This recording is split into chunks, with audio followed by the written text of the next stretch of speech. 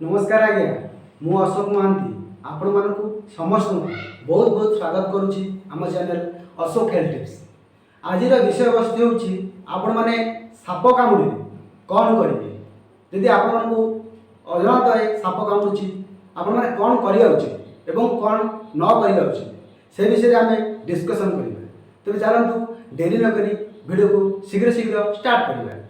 दर्शक बंधु आम पृथ्वी रे 2000 प्रजातिर साप देखा जाती से 300 प्रजातिर साप आम इंडिया बा भारत में देखा जाती किंतु आपण मैंने शुणी आश्चर्य हे सबु साप विषधर नुहति मात्र 52% विषधर साप आम इंडिया रे देखा जाती। तेणु आपण मैंने भयभीत हूँ ना जदि इनकेस आपण के साप कामुड़ी आपण मैंने कौन करेंगे यहाँ हूँ प्रश्न। हठात साप कामुड़ा आपण मैंने कौन करेंगे देखो सबु साप कामुड़े आपण को विष धरब ना कारण सबु प्रजातिर साप विषधर नुहति मात्र 52% विषधर साप अच्छा जदि शतकड़ा 100 हिसाब करा गले आपण मैंने 100 साप भितर मात्र 20% विषधर साप होता है एवं से जो 20% अच्छी से 20% रु मात्र 15% विष आपण देह चलता है आउ 5% कौन ड्राई बाइट मात्र कौन आप बुझीपार साप कामुड़ किंतु विष आपण शरीर को प्रवेश कर ड्राई बाइट कहते।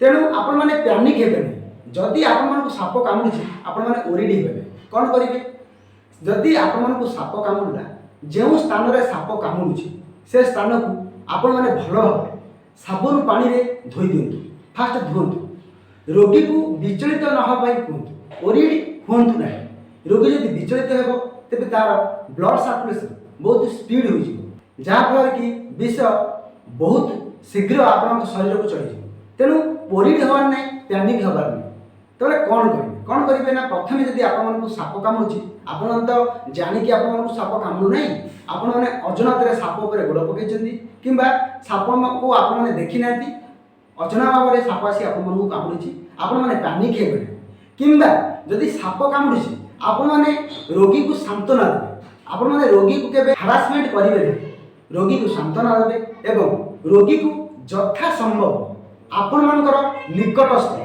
हॉस्पिटल गवर्नमेंट हॉस्पिटल को नहीं कौन सी गुणिया मंदिर मस्जिद चर्च ए स्थान को रोगी को नुहति ना आपण मैंने जदि रोगी को गुणिया पाखक ने कि मंदिर को नहीं पानी ढालिबे गुणिया ट्रिटमेंट करेंगे तेबे रोगीर जीवन चली जावार यथेष्ट संभावना रही। तेणु अंधविश्वास आप सम्मुखीन हूँ ना यथा संभव यथाशीघ्र 1 आवर कि 2 आवर भितर आपण मैंने मेडिकल को जातु प्रत्येक government medical antivenom injection free में मिलता है एवं यार समस्त प्रकार ट्रिटमेंट डॉक्टर माने करते तेणु डोंट वरी पैनिक हबार ना यथा संभव मेडिकल नहीं पहुँचे। देखो साप तो विभिन्न प्रकार अच्छी रणा तंप नाग चंदनबोड़ा चित्ती एमती बहुत साप अच्छा विशेषकर यही 4-5 प्रकार साप आम ओडिशा रे देखा जाए।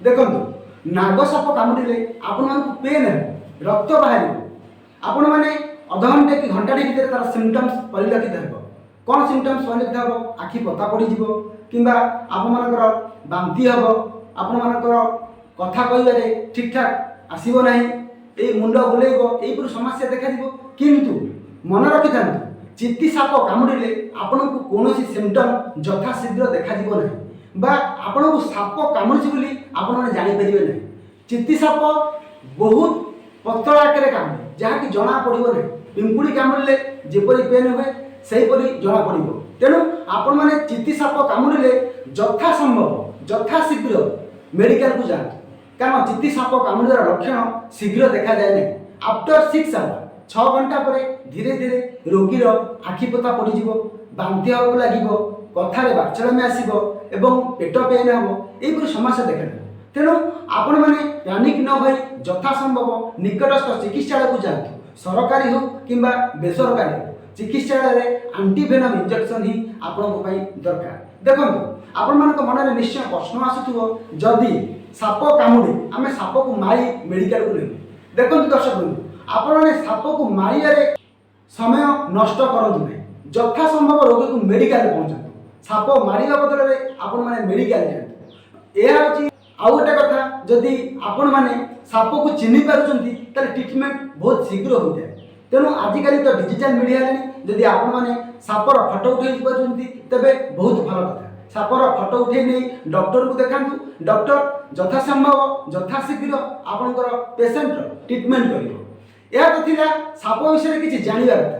ସାପ କାମୁଡ଼ିଲେ ଆପଣମାନେ କ'ଣ କରିବେ, କ'ଣ ନ କରିବେ, ସେ ବିଷୟରେ ମୁଁ ଆପଣମାନଙ୍କୁ କହିବି। ହଁ, ଆଉ ଗୋଟେ କଥା ଭୁଲିଗଲି, ଆପଣମାନେ ସାପ କାମୁଡ଼ିଲେ ସେ ସ୍ଥାନକୁ କୌଣସି ପ୍ରକାର ହଳଦୀ, କୌଣସି ପ୍ରକାର ମଲମ, କୌଣସି ଫାଷ୍ଟ ଏଡ୍ ଟ୍ରିଟମେଣ୍ଟ କରିବା ଆବଶ୍ୟକତା ନାହିଁ। କେବଳ ସାବୁନ ପାଣିରେ ଧୋଇବେ ଏବଂ ସୂତା କିମ୍ବା ଦଉଡ଼ି ଆପଣମାନେ ସେଠାରେ ବାନ୍ଧନ୍ତୁ ନାହିଁ।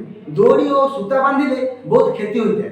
ଯଥାସମ୍ଭବ ହାଫ୍ ଆନ୍ ଆୱାର କିମ୍ବା 3 ଆୱାର ଭିତରେ ମେଡିକାଲରେ ରୋଗୀକୁ ପହଞ୍ଚାନ୍ତୁ ଏବଂ ସାପ କାମୁଡ଼ିବାର ଟ୍ରିଟମେଣ୍ଟ ନିଶ୍ଚୟ କରନ୍ତୁ। ତେବେ এই ভিডিও যদি ଆପଣମାନଙ୍କୁ ଭଲ ଲାଗୁଥାଏ এই ଭିଡ଼ିଓକୁ ଟିକେ ଲାଇକ୍ ସେୟାର କମେଣ୍ଟ କରିବେ ଏବଂ ଚ୍ୟାନେଲକୁ ନୂଆ ଆସିଲେ ସବସ୍କ୍ରାଇବ କରି ବେଲ୍ ଆଇକନକୁ ପ୍ରେସ୍ କରି ରଖିବେ।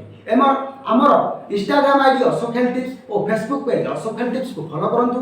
ମୋତେ ଆପଣମାନଙ୍କର ହେଲ୍ଥ ରିଲେଟେଡ୍ ମେସେଜ କଲେ ମୁଁ ଆପଣମାନଙ୍କର ମେସେଜର ଆନ୍ସର ରଖିବାକୁ ଚେଷ୍ଟା କରିବି। ତେବେ ଆଜି ପାଇଁ ରହୁଛି ଜୟ ଶ୍ରୀରାମ।